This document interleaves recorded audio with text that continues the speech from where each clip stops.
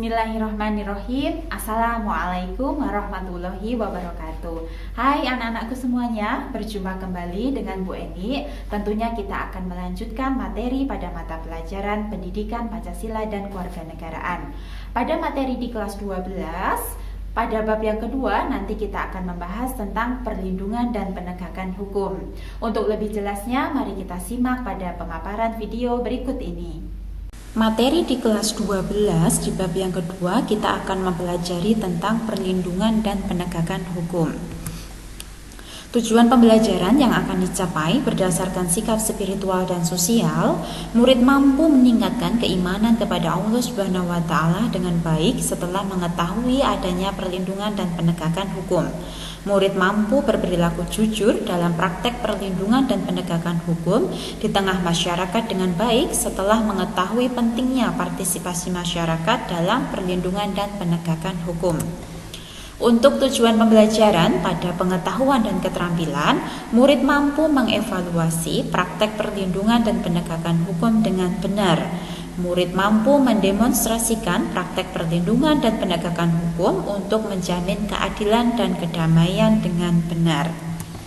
Integrasi imtak dalam materi perlindungan dan penegakan hukum termuat dalam Al-Quran Surat Al-Ma'idah ayat 8, yang artinya bahwa, hai orang-orang yang beriman, hendaklah kamu menjadi orang-orang yang selalu menegakkan kebenaran karena Allah, menjadi saksi dengan adil, dan janganlah sekali-kali kebencianmu terhadap suatu kaum mendorong kamu untuk berperilaku tidak adil. Berlaku adillah karena adil itu lebih dekat kepada takwa. Dan bertakwalah kepada Allah, sesungguhnya Allah Maha mengetahui apa yang kamu kerjakan. Dalam kandungan Al-Quran Surat Al-Ma'idah ayat 8 tersebut jelas bahwa dalam kehidupan sehari-hari kita harus senantiasa untuk menegakkan keadilan.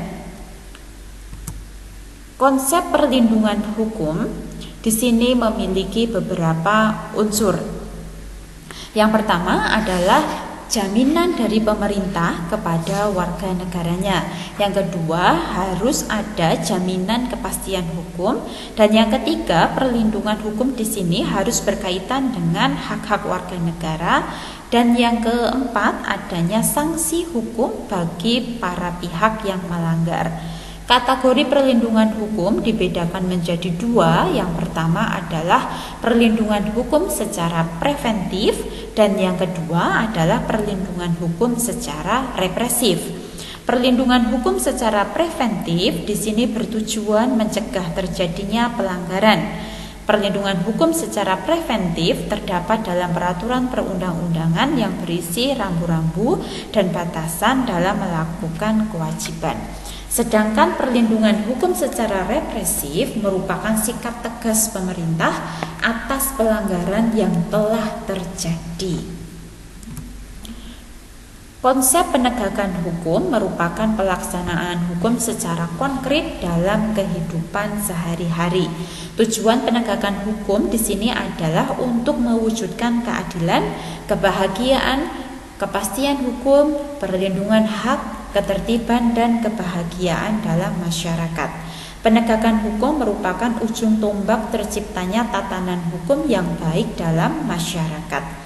Penegakan hukum yang dilakukan dengan baik dan efektif merupakan salah satu tolok ukur keberhasilan suatu negara dalam upaya mengangkat harkat dan martabat bangsa di bidang hukum, terutama dalam memberikan perlindungan hukum terhadap warga negaranya.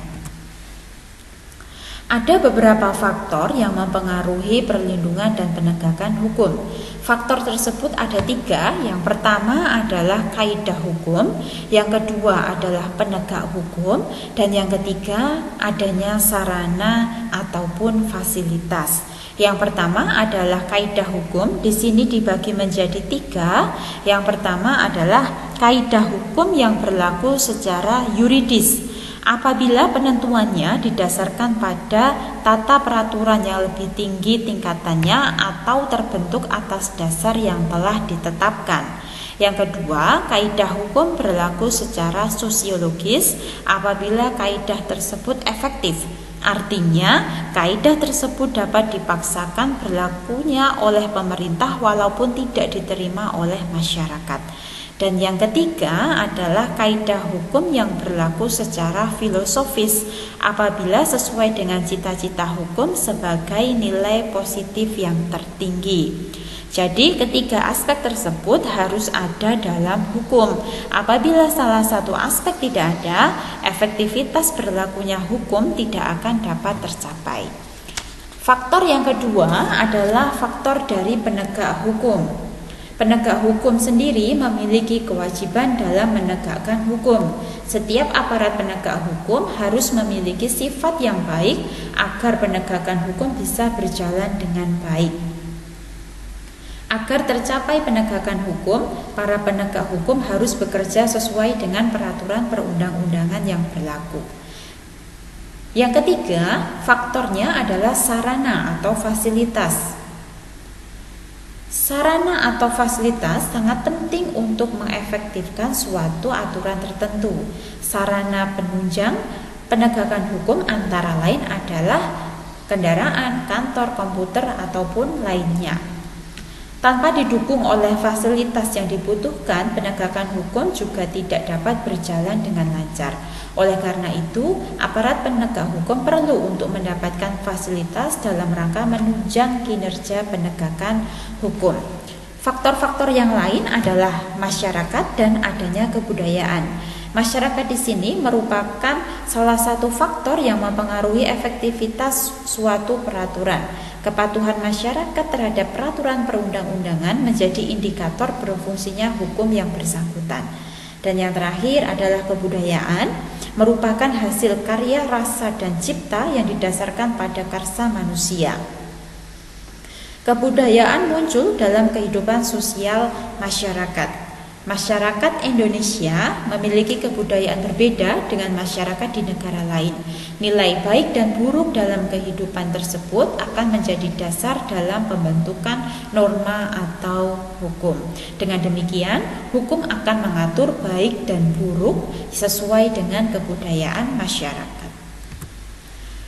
Aparat penegak hukum dibagi menjadi 4. Yang pertama adalah Kepolisian Negara Republik Indonesia. Yang kedua adalah Kejaksaan Republik Indonesia. Dan yang ketiga adalah Hakim sebagai pelaksana kekuasaan kehakiman. Dan yang terakhir adalah advokat. Kepolisian adalah aparat penegak hukum yang bertugas untuk melakukan penyelidikan dan penyidikan. Visi Polri yaitu terwujudnya pelayanan keamanan dan ketertiban masyarakat yang prima, tegaknya hukum dan keamanan dalam negeri yang mantap, serta terjalinnya sinergi proporsional yang proaktif.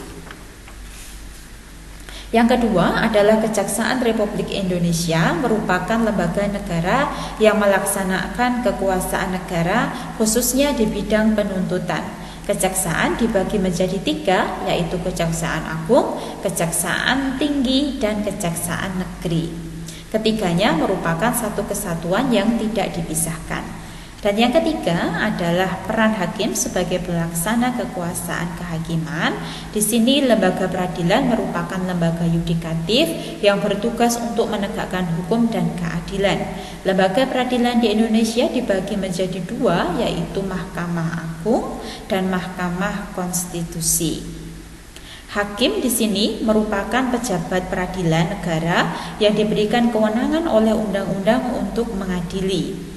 Dalam Undang-Undang Kekuasaan Kehakiman, hakim wajib untuk mengadili, mengikuti dan memahami nilai-nilai hukum dan rasa keadilan yang hidup di dalam masyarakat.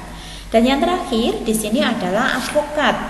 Advokat adalah orang yang berprofesi untuk memberikan jasa hukum baik di dalam ataupun di luar pengadilan yang memenuhi persyaratan berdasarkan ketentuan di Undang-Undang Nomor 18 Tahun 2003 tentang advokat.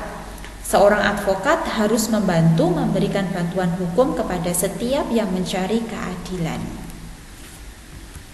Yang tadi pemaparan terkait materi perlindungan dan penegakan hukum. Semoga bermanfaat. Sampai jumpa pada video berikutnya. Wassalamualaikum warahmatullahi wabarakatuh.